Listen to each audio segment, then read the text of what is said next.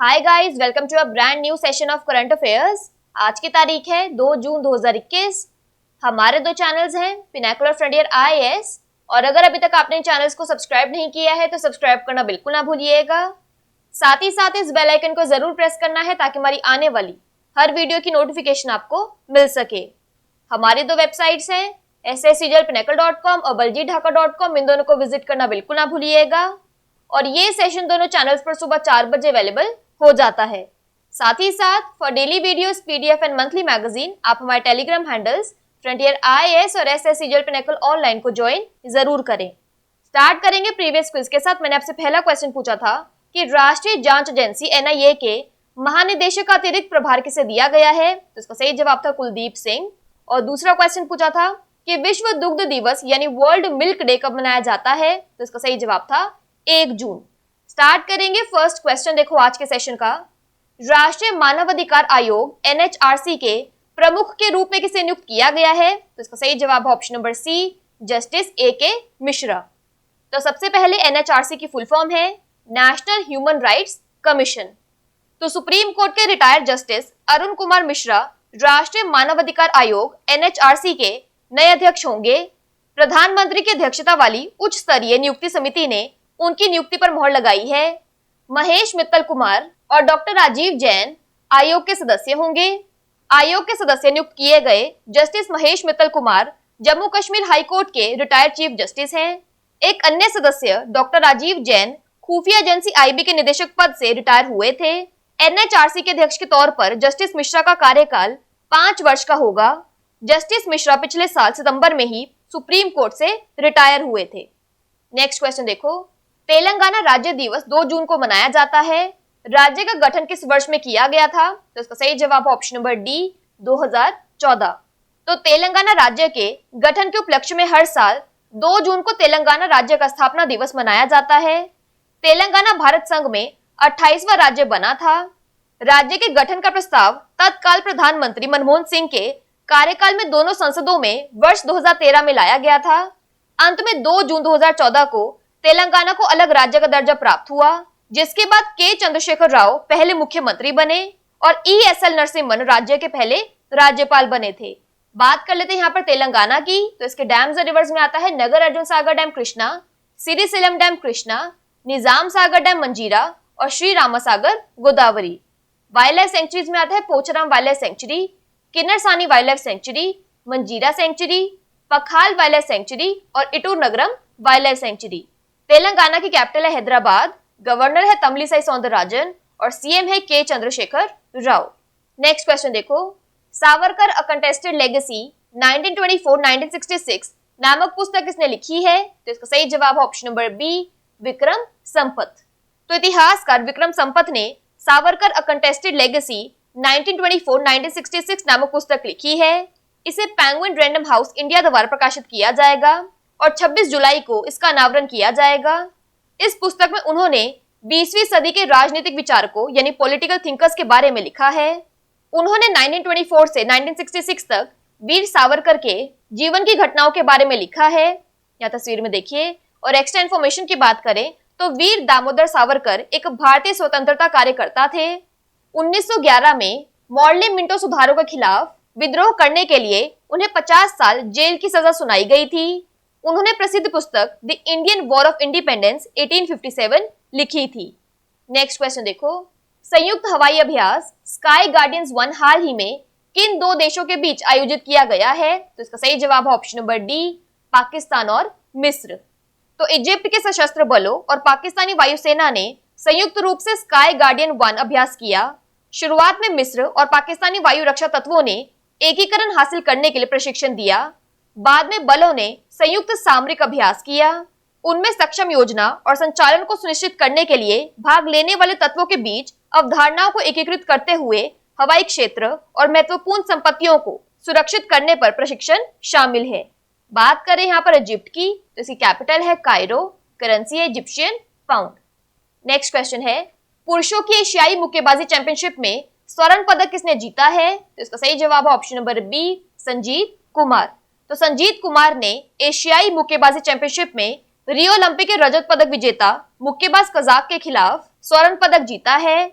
भारतीय दल ने चैंपियनशिप में 2 स्वर्ण, 5 रजत और 8 कांस्य सहित अभूतपूर्व 15 पदकों के साथ अपने सफल अभियान का समापन किया। एशियाई मुक्केबाजी चैंपियनशिप की मेजबानी भारतीय मुक्केबाजी महासंघ और संयुक्त अरब अमीरात मुक्केबाजी महासंघ द्वारा संयुक्त रूप से की जाती है। यह तस्वीर में देखिए। और एक्स्ट्रा इन्फॉर्मेशन की बात करें तो महिलाओं में पूजा रानी 75 किलोग्राम ने भारत का पहला स्वर्ण पदक हासिल किया। अमित पंघाल 52 किलोग्राम और शिव थापा 64 किलोग्राम ने रजत पदक हासिल किए। 8 मुक्केबाज विकास कृष्ण, सिमरनजीत कौर, लवलीना बोरगोहेन, जैस्मिन, साक्षी चौधरी, मोनिका, स्वीटी और वरिंदर सिंह ने चैंपियनशिप में कांस्य पदक जीता। नेक्स्ट क्वेश्चन देखो, किस भारतीय कंपनी ने दुनिया का पहला नैनो लिक्विड यूरिया लॉन्च किया है? तो इसका सही जवाब है ऑप्शन नंबर ए, भारतीय किसान उर्वरक सहकारी लिमिटेड यानी Indian farmers fertilisers cooperative IFFCO. तो इफ्को ने पारंपरिक यूरिया के विकल्प के रूप में पौधों को नाइट्रोजन प्रदान करने के लिए दुनिया का पहला नैनो तरल यूरिया लॉन्च किया है। विश्व की पहली नैनो यूरिया लिक्विड का अनावरण इसकी 50वीं वार्षिक आम सभा के दौरान किया गया।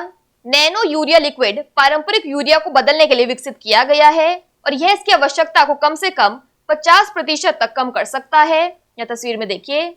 इसकी 500 ml की बोतल में 40,000 ppm नाइट्रोजन होता है, जो पारंपरिक यूरिया के एक बैग द्वारा प्रदान किए गए नाइट्रोजन पोषण तत्व के प्रभाव के बराबर है।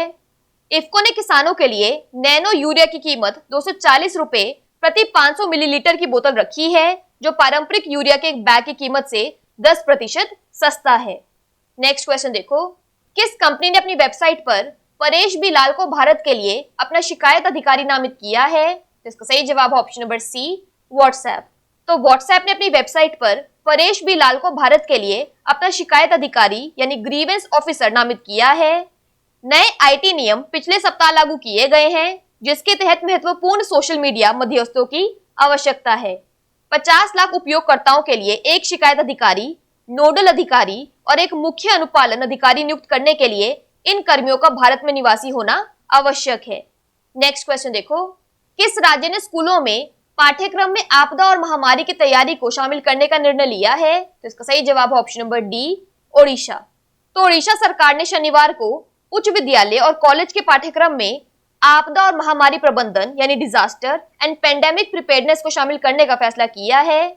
मुख्यमंत्री नवीन पटनायक की अध्यक्षता में हुई मंत्री परिषद की बैठक में इस संबंध में एक प्रस्ताव पारित किया गया। राज्य अपने कर्मचारियों को विभिन्न प्रकार की आपदा और महामारी प्रबंधन की मौलिक प्रकृति के बारे में भी प्रशिक्षित करेगा। आपदा और महामारी प्रबंधन सरकारी भर्ती पाठ्यक्रम में भी होगा। निर्वाचित प्रतिनिधियों को भी आपदा और महामारी प्रबंधन के बारे में प्रशिक्षित किया जाएगा। बात करें यहाँ पर उड़ीसा की, तो इसके वर्ल्ड हेरिटेज साइट्स में आता है सन टेम्पल कोणार्क, डैम्स और रिवर्स में आता है हीराकुंड डैम महानदी और Indravati dam Indravati. National parks में आता है भिटारकनिका नेशनल पार्क और Similipal national park. Famous lakes में आता है चिलिका लेक। ओडिशा की कैपिटल है भुवनेश्वर, गवर्नर है गणेशी लाल और चीफ मिनिस्टर है नवीन पटनायक। नेक्स्ट क्वेश्चन देखो, हाल ही में फीडे विश्व कप के लिए किसने क्वालिफाई किया है? तो इसका सही जवाब है option number A, P inion. तो भारतीय ग्रैंड मास्टर पी इनियन ने AICF विश्व कप क्वालिफायर ऑनलाइन शतरंज टूर्नामेंट जीतकर जुलाई में होने वाले फीडे विश्व कप के लिए क्वालिफाई किया है। इनियन और तमिलनाडु के ग्रैंड मास्टर डी गोकेश के बीच फाइनल मुकाबला हुआ था। यह तस्वीर में देखिए। फीडे विश्व कप 10 जुलाई से रूस के सोची में शुरू होगा। नेक्स्ट क्वेश्चन देखो, लैंग्वेजेस ऑफ ट्रुथ SS 2003-2020 नामक पुस्तक किसने लिखी है? तो इसका सही जवाब है option number B, Salman Rushdie.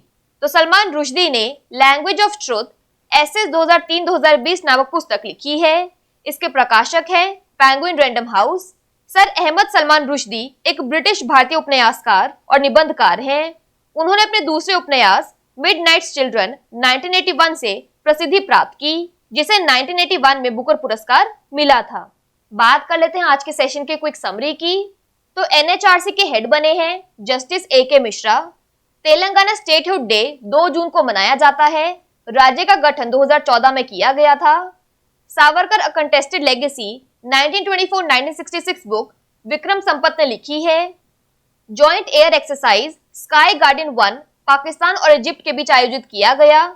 Asian boxing championship में संजीत कुमार ने गोल्ड हासिल किया। वर्ल्ड का पहला नैनो लिक्विड यूरिया इफ्को ने लॉन्च किया। परेश बी लाल को व्हाट्सएप का ग्रीवेंस ऑफिसर नामित किया गया है। डिजास्टर एंड पेंडेमिक प्रिपेयर्डनेस को ओडिशा के स्कूल के करिकुलम में इंक्लूड किया जाएगा।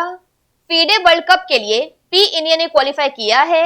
और languages of truth SS 2003-2020 book Salman Rushdie ने लिखी है। बात कर लेते हैं आज के सेशन के क्विज फॉर द डे की। आपका पहला क्वेश्चन है, संयुक्त हवाई अभ्यास स्काई गार्डियंस 1 हाल ही में किन 2 देशों के बीच आयोजित किया गया है।